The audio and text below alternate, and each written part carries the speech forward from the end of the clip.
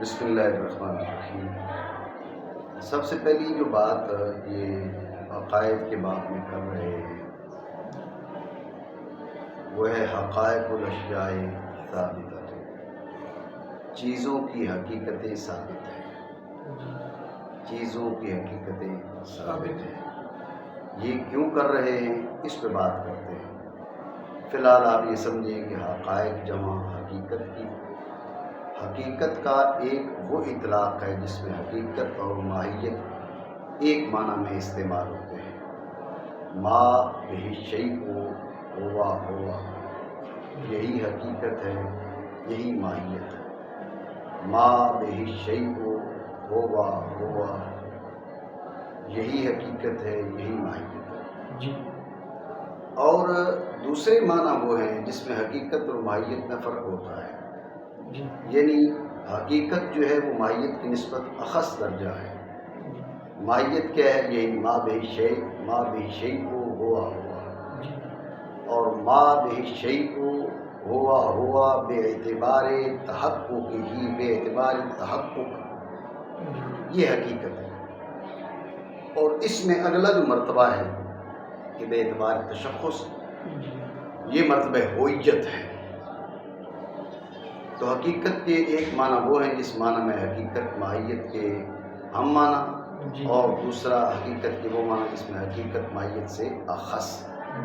یہاں پر حقیقت کے وہ معنی مراد ہیں جس میں حقیقت اور ماہیت ہم معنی۔ حقائق الاشیاء ثابتۃ، چیزوں کی حقیقتیں ثابت ہیں۔ حقیقت کیا ہے؟ ما بہ شیء ہوا ہوا، ان جسے ماہیت کہتے ہیں وہی حقیقت ہے۔ اس معنی یا اس مقام پر جس کو ماہیت کہتے ہیں وہی حقیقت ہے۔ تو یعنی چیزوں کی جو حقیقتیں ہیں وہ ثابت ہیں، وہ ہیں۔ اس کا سادہ معنی کیا ہے؟ چیزوں کی حقیقتیں ہیں۔ بات سمجھیں؟ بس اتنی سی بات ہے، یہ خلاصہ ہے حقائق الاشیاء ثابتۃ کا۔ یہ بات کرنے کیوں پڑی؟ اس کا مقصد کیا ہے؟ اس پہ بات کر رہے ہیں۔ بات ہے یہ چیزوں کی حقیقتیں ثابت ہیں۔ اب سوال یہ ہے کہ چیزوں کی حقیقتیں ثابت ہیں، یہ تو کوئی ایسی بات نہیں ہے کہ جس کو بیان کرنے کی ضرورت پڑے۔ آپ غور کیجئے کہ کتابوں کی تالیف و تدوین وہ تو امور نظریہ کو ثابت کرنے، بتانے، ان کے لیے ہوتی ہیں۔ وہ چیزیں جو اجلا بدیہیات سے ہوں ان کے لیے تو کتابیں نہیں لکھی جاتی۔ ان کے لیے کتابیں اگر لکھی جائیں تو بے شمار جو اجلا بدیہیات ہیں، مطلب روشنی کے اندر چیزوں کا نظر آنا، اب کہیں جی اب اس پہ دلائل پیش کیے جا رہے ہیں کہ روشنی ہے تو روشنی کے اندر چیزیں نظر آتی ہیں، اس پہ کسی کو کبھی دلائل پیش کرنے کی ضرورت نہیں پڑی، نہ اس کے بارے میں کتابیں لکھی گئی۔ تو جو اجلا بدیہیات سے چیزیں ہیں ان کو تو ثابت کرنے کی حاجت نہیں پڑتی۔ یہاں پر انہوں نے کس چیز کو ثابت کر رہے ہیں، کس چیز کا بیان کریں؟ حقائق الاشیاء ثابت، یہ بات تو واضح ہے، یہ بات تو اجلا بدیہیات سے ہے۔ اس کو کیوں بیان کیا؟ سوال سمجھے آپ؟ سوال اعتراض یہ نہیں ہے کہ بھئی ہم اس حکم کو نہیں مانتے، حقائق الاشیاء ثابت، اس قضیہ میں جو حکم پایا جا رہا ہے ہم اس کو تسلیم نہیں کرتے، یہ بات نہیں ہے۔ بات یہ ہے کہ اس کو بیان کرنے کی حاجت کون سی ہے؟ یہ چیز تو اجلا بدیہیات سے ہے، اور کتابوں کی تالیف و تدوین اور علوم کی تدوین وہ تو امور بدیہیہ کی وضاحتوں کے لیے تو نہیں ہوتی۔ بدیہی خفی ہو تو ایک الگ بات ہے، جو اجلا بدیہیات سے ان کے لیے تو کتابوں کی تالیف و تدوین اور فنون کی تدوین تو نہیں ہوتی۔ اس کو بیان کیوں کیا؟ بس سوال یہ ہے۔ بات آپ سمجھیں؟ یہ سوال ہے، اس کا مصنف رحمہ اللہ تعالیٰ شیخ محقق نے جواب دیتے ہوئے کہا مدار جمیع عقائد و احکام برآست کہ ہر چیز را حقیقت است در نفس الامر کے باقاعدہ نظر رہا ہے۔ بات سمجھے؟ اس کو بیان کرنے کی ضرورت اس لیے پڑی کہ تمام تر عقائد حقہ، احکام شرعیہ، ان کی بنیاد اس بات پر ہے کہ چیزوں کی حقیقتیں ہیں، چیزوں کی حقیقتیں ہیں، حقائق نفس الامریہ ہیں، اس پر ہے، اس لیے ہم کو یہ بیان کرنے کی ضرورت پڑی۔ بات آپ سمجھے جی؟ ایک بار پھر سمجھے، سوال یہ تھا کہ یہ بات تو اجلا بدیہیات سے ہے کہ چیزوں کی حقیقتیں ہیں، اور علوم کی تدوین، کتابوں کی تالیف اس مقصد کے لیے ہوتی ہی نہیں ہے کہ جو امور جو جن کا تعلق اجلا بدیہیات سے ہے ان کو کیا کیا جائے، ان کی تعریف کی جائے، ان کو لکھا جائے، ان کو بیان کیا جائے، ان کے لیے کتابیں لکھی جائیں۔ مقصد تو کتابوں کی اور علوم کی تعریف و تدوین کا یہ مقصد نہیں ہوتا۔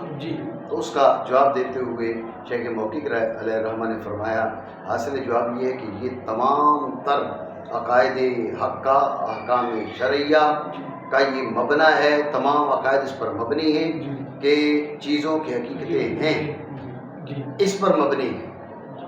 بات آپ سمجھے نہیں سمجھے؟ ٹھیک ہو گیا؟ تو چونکہ یہ سب کا مبنی ہے اس وجہ سے ہم کو یہ بیان کرنے کی ضرورت نہیں۔ سوال پھر بھی ہے، اس پہ پھر بات کرتے ہیں، یہ فی الحال اتنی بات چاہتے ہیں۔ ٹھیک ہو گیا؟ تمام عقائد کا اور احکام کا مدار اس بات پر ہے کہ ہر چیز کی نفس الامر میں ایک حقیقت ہے۔ اتنی بات آپ سمجھے نہیں سمجھے؟ ٹھیک ہے؟ آپ ذہن میں رکھیے کہ تمام عقائد کا مدار اس پہ کیوں ہے؟ یہ تو شیخ موقق نے فرمایا نا کہ تمام عقائد کا مدار اس بات پر ہے۔ اب یہاں خارجی سوال یہ ہے کہ تمام عقائد کا مدار، دیکھو تمام عقائد اور احکام کی بنیاد عقائد پر کا، عقائد کی بنیاد ہے حقائق الاشیاء ثابتۃ البتہ۔ سوال آپ سمجھے؟ احکام کی بنیاد ہے عقائد پر، اور عقائد کی بنیاد ہے جو حقائق الاشیاء ثابتۃ البتہ۔ کیوں؟ یہ تو انہوں نے بیان کر دیا، ہم کہتے ہیں کیسے؟ توجہ ہے آپ کی، بات پہ غور کریے، تھوڑی تفصیل سمجھیے، آگے چل کے وضاحت آ رہی ہے۔ یہاں پر بطور تمہید چند جملے سمجھ لیں، آگے خود کتاب کے اندر وہ باتیں بیان ہو رہی ہیں۔ اصل میں ایک فرقہ ہے جسے کہا جاتا ہے سوفسطائیہ، بے عقلوں کا، احمقوں کا، حق سے اناد اور دشمنی کرنے والوں کا ایک فرقہ ہے جنہیں بولا جاتا ہے سوفسطائیہ۔ سوفسطائیوں کے پھر ذیلی فرقے ہیں۔ ایک فرقہ ہے جنہیں بولا جاتا ہے انادیہ، دوسرا ہے جنہیں بولا جاتا ہے اندیہ، تیسرا ہے جو بولا جاتا ہے لا ادریہ۔ انادیہ وہ فرقہ ہے جو کہتے ہیں کہ چیزوں کی حقیقتیں سرے سے ہیں ہی نہیں، حقائق الاشیاء لیست بثابتۃ۔ بات سمجھے؟ جو اندیہ ہے وہ کہتے ہیں حقائق اشیاء ہیں، لیکن ان کی حقیقت نفس امریہ نہیں ہے، بلکہ وہ ہماری فکر کے تابع ہیں۔ ہم جس چیز کو جو سمجھیں گے وہ ویسی ہو، یہ ہے اندیہ۔ اور ایک وہ ہے جو کہتے ہیں کہ چیزوں کی حقیقتیں بھی ہیں اور ان کا نفس امری ایک حیثیت ہے، ہمارے اعتقاد کے تابع بھی نہیں ہے، لیکن ہمیں ان کے بارے میں شک ہے، ہمیں ان کا علم نہیں ہے۔ ہم ہر چیز کے بارے میں شک کرتے ہیں، حتیٰ کہ ہمیں ان کے بارے میں شک ہے، اس میں بھی ہمیں شک ہے کہ ہے یا نہیں ہے۔ بات میری سمجھ نہیں؟ آپ غور کریں، بات پہ دھیان دیں۔ میں نے آپ کو کیا کہا کہ عقائد کی بنیاد اس پر ہے، یہ بات میں اس کی وضاحت کر رہا ہوں۔ فرمایا یا ایھا الذین آمنوا آمنوا، کیا آمنوا، کیا آمنوا کیا ہے؟ تصدیق کرو، صدق ہے نہیں؟ ایمان کے معنی تصدیق ہی ہے نا؟ تصدیق کیا ہے؟ اعتقاد قلبی، جب ایک جانب راضی ہو جاتی ہے۔ بات آپ سمجھ رہے نہیں؟ تصور کی جو 8 قسمیں گزر جاتی ہیں اور تصدیق کی آگے اقسام شروع ہوتی ہیں۔ جو تصدیق ظنی ہے یہ ایمان نہیں ہے، تصدیق یقینی ایمان ہے۔ تو اب اللہ رب العالمین نے کیا فرمایا؟ یا ایھا الذین آمنوا آمنوا، ٹھیک ہے؟ رسول اللہ صلی اللہ تعالیٰ علیہ وآلہ وسلم نے کس بات کی تبلیغ فرمائی؟ آمنوا، ایمان لاؤ، یعنی عقیدہ رکھو۔ غور کرو، یہ ایمان کیا ہے؟ یہ ایمان شک کے بعد وہم کے بعد ظن، اس کے بعد جو درجہ جزم اور پھر یقین کا ہے، اس کا شریعت نے آپ کو مکلف بنایا. یہ ہے عقیدہ. جی جی جی جی یہ ہے عقیدہ. غور کریں، عقیدہ تب بنتا ہے جب ایک جانب راضی ہوگی تو، اور شک سے آگے گزرے گے تو. میں سمجھا جو چیز سمجھا رہا ہوں اس پہ توجہ کرو. شک سے آگے گزریں گے جی جی تو پھر کیا ہے، پھر جا کے عقیدے کا مرحلہ آئے گا. جی جی شریعت نے تمہیں پابند کیا ہے عقیدے کا. جی جی عقیدے کے لیے شک سے آگے گزریں گے جی تو پھر کیا ہے، عقیدے کا مرحلہ آئے گا. یہ جو شک والے ہیں، غور کریں، یہ جو سوفسطائیوں کے 3 درجے ہیں نا. جی جی کیا جی؟ جی سوفسطائیوں کے جو 3 گروہ ہیں، جی جی ہر پہلا گروہ بعد والے گروہ سے زیادہ برا ہے. جی جی سب سے کم برائی آپ کہہ سکتے ہیں شک والوں کو ہے. جی جی پہلا درجہ وہ کہتے ہیں چیزیں ہی نہیں ہیں. جی غور کرو، جب چیزیں ہی نہیں ہیں جی تو اب قضیہ منعقد ہوگا، قضیہ بنے گا، موضوع معمول نہیں بن پائے گا. چیزیں ہیں ہی نہیں، حتیٰ کہ قضیہ بھی نہیں ہے. جی جی تو جب قضیہ ہی نہیں ہے تو شریعت کہتی ہے عقیدہ. جی عقیدے کا مرحلہ ہی نہیں آتا.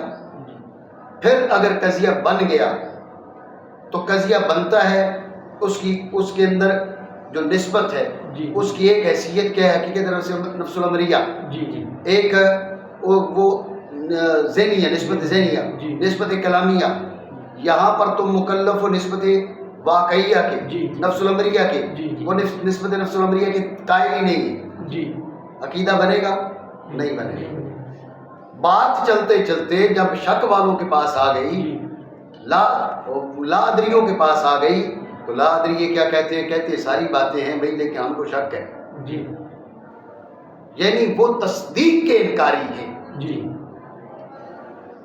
وہ نسبت کی تصدیق کے انکاری ہیں. تو جب تک تصدیق نہیں ہوگی عقیدہ نہیں بنے گا. جی جی تو لہٰذا لا ادریوں کی نفی بھی ضروری ہے. جی جب ان ساری چیزوں کی نفی ہو جائے گی، جی اب مرحلہ آئے گا نسبت کے رجحان کا. جی جی پھر اس نسبت راضی ہوگی تو زن ہوگا، زن سے آگے جزم ہوگا، تو جزم کے پھر آگے جو افراد ہیں ان میں عقیدے کا مرحلہ آتا ہے. میری بات اب سمجھی نہیں سمجھی؟ تو بتاؤ، عقیدہ اس بات پر مبنی ہوا نہ ہوا؟ بھائی چیز ہو، چیز کی حقیقت ہو، علم کے تابع بھی نہ ہو، اور تمہیں اس کے بارے میں علم ایسا نہ ہو کہ میرا شک ہی ہو، بلکہ شک سے اوپر کا درجہ ہوگا، تو اب مرحلہ عقیدے کا آئے گا. تو عقیدہ اس پر مبنی ہوا نہ ہوا؟ بات آپ سمجھے؟ یہ سوال خارجی تھا، لیکن میں نے آپ کے سامنے وضاحت کی ہے کہ تمام تر عقائد، احکام بھی کہا نا انہوں نے، احکام کہا، تو احکام تو مبنی عقائد پر ہے نا بھائی. احکام کی بنیاد عقائد پر ہے، بغیر عقائد کے احکام معتبر نہیں ہے. اور عقیدے کی جو بنیاد ہے وہ اس بات پر ہے، اس بات پر کہ اشیاء کے حقائق ہوں، حقائق نفس الامریہ ہوں، اور ہمیں ان کے بارے میں علم ہو، کون سا شک سے اوپر کے درجے کا. جب تک یہ بات نہیں ہوگی عقیدے کا مرحلہ آتا ہی نہیں ہے، عقیدے کی بات چلتی ہی نہیں ہے. بات سمجھے جی؟ خلاصہ ایک بار پھر سمجھے. سوال یہ ہوا تھا کہ یہ بات کیوں بیان کی، اس کی ضرورت نہیں تھی. تو اس کا جواب دیا کہ تمام عقائد اور احکام کا مدار اس بات پر ہے کہ ہر چیز حقیقت استر نفس الامر، ہر چیز کے لیے نفس الامر میں ایک حقیقت ہے، اس پہ بنیاد. ٹھیک ہے. تو خارجی طور پر ہم نے سوال کیا کہ یہ بات کہاں سے آپ نے نکال لی؟ بھائی احکام کی بنیاد تو عقائد پر ہے، عقائد کی بنیاد، عقائد کا مبنا آپ نے کیا بنا دیا؟ حقائق الاشیاء ثابتۃ. بھائی یہ کہاں سے بات آپ نے نکال لی؟